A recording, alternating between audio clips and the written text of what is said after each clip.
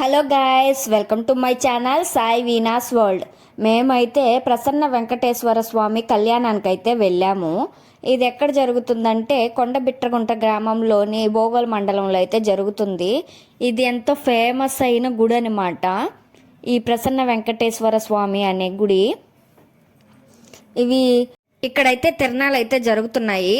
ఇవి 9వ తేదీ నుంచి జరుగుతున్నాయి అన్నమాట. రేపటితో అయితే లాస్ట్. మేమైతే ఇవాళ అయితే కళ్యాణానికి అయితే వెళ్ళాము. ఇక్కడైతే చాలా అంటే చాలా బాగా చేశారండి కళ్యాణం అయితే. మనకైతే కళ్ళు అయితే చాలలేదు, అంత బాగుంది. అచ్చం మనం తిరుమలలో కళ్యాణం చూస్తాం కదా, అచ్చం అలాగే ఉంది.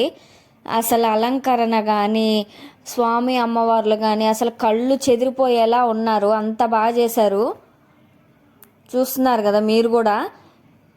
వీడియోలో చూసేదానికంటే రియల్గా చూస్తే అసలు నిజంగా అంత బాగుంది.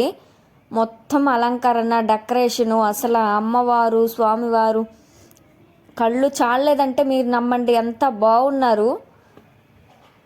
మీరు కూడా చూడండి. అక్కడికి రాలేకుంటే ఇక్కడ వీడియోలో అయినా చూడండి. నెక్స్ట్ ఇయర్ అయినా వెళ్ళడానికి మీకు కూడా బాగుంటుంది.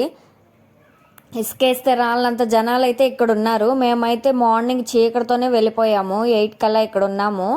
కళ్యాణం అయితే 10కి అయితే స్టార్ట్ చేశారు కాబట్టి మేమైతే ముందే ఉన్నాము. మాకైతే చాలా బాగా కనపడ్డారు. అలా దేవుని చూస్తూ చూస్తూ మా ఛానల్ని అయితే సబ్స్క్రైబ్ చేసుకోండి. ఇలాంటి వీడియోస్ అయితే నేను పెడుతూనే ఉంటాను. చూస్తున్నారు కదా అసలు ఎంత బాగున్నారో. మీకోసమే మంగళధారణ చేసేది కూడా చూపిస్తాను, ఎక్కడ మిస్ అవ్వకుండా చూస్తూ ఉండండి చివరి వరకు.